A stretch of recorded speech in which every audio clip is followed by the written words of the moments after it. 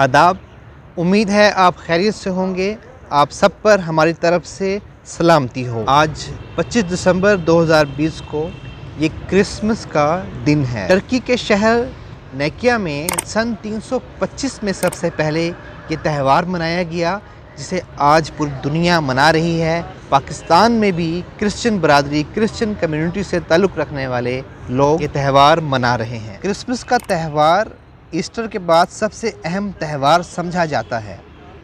ये त्यौहार हज़रत ईसा अलैहिस्सलाम, हज़रत मसीह की वलादत की सालगिरह के तौर पे मनाया जाता है। ग्रेगोरियन तकवीम के मुताबिक 24 दिसंबर की रात से क्रिसमस की इब्तिदा होती है और 25 दिसंबर की शाम को ये ख़त्म हो जाता है, जबकि जोलैनी तकवीम के पैरोकार अहले कलीसा के यहाँ 6 जनवरी की रात से शुरू होकर 7 जनवरी की शाम को ख़त्म होता है।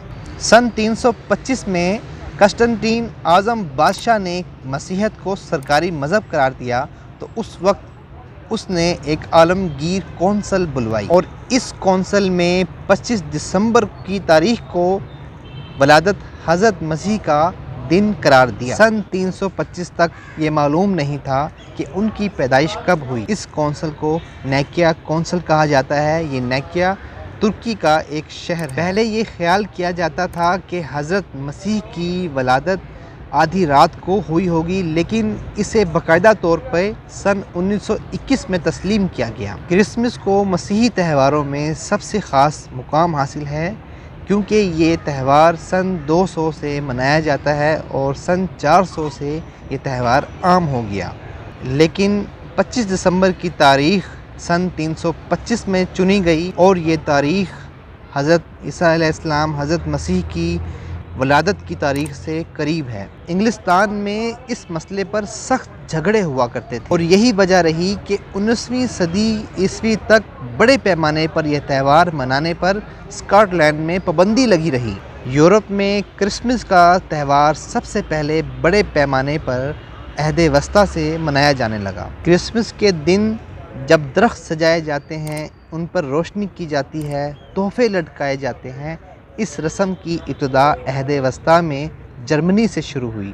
सांता क्लॉज की मकबूलियत और क्रिसमस के कार्ड भेजने की रवायत को मकबूलियत अमेरिका में मिली। 25 दिसंबर की तारीख़ हज़रत मसीह की वलादत की हतमी तारीख़ नहीं थी। इससे पहले आर्मीनाई कलीसा 6 जनवरी को हज़रत मसीह की वलादत का दिन मनाया करते थे।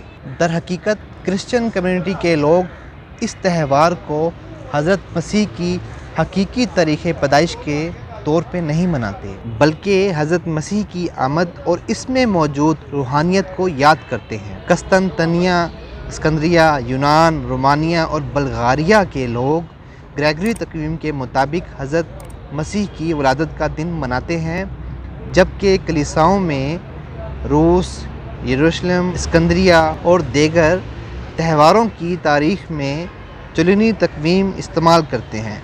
क्रिसमस के त्यौहार से मुंसलिक चीज़ों की ख़रीदारी के लिए सबसे पहली मखसूस दुकान 1860 में जर्मनी में खुली थी और बहुत जल्द इस तरह की दुकानें आम हो गईं। इफ़राम सरयानी वो पहला आदमी है जिसने हज़रत मसीह की वलादत के हवाले से गीत लिखे। उर्दू के क्रिसमस गीत जैसे कि आज अपना जन्म हो, आसमान पर गीत गाया, आसमानी लश्कर गाएं, अहले जहां सुनो, आज फरिश्तों ने खुश होकर, और बहुत सारे दूसरे गीत गाए जाते हैं। हज़रत ईसा अलैहिस्सलाम, हज़रत मसीह की पैदाइश जश्न साल 1908 से मनाया जाता है। साल 137 में बिशप ने हुक्म दिया था, उस वक्त के बिशप ने हुक्म दिया था कि हज़रत मसीह की, हज़रत ईसा अलैहिस्सलाम की सालगिरह को बतौर मजहबी रस्म मनाया जाएगा। पागानियत के पैरोकार लोग मसीहत से पहले ख़ुसूसन जर्मनी में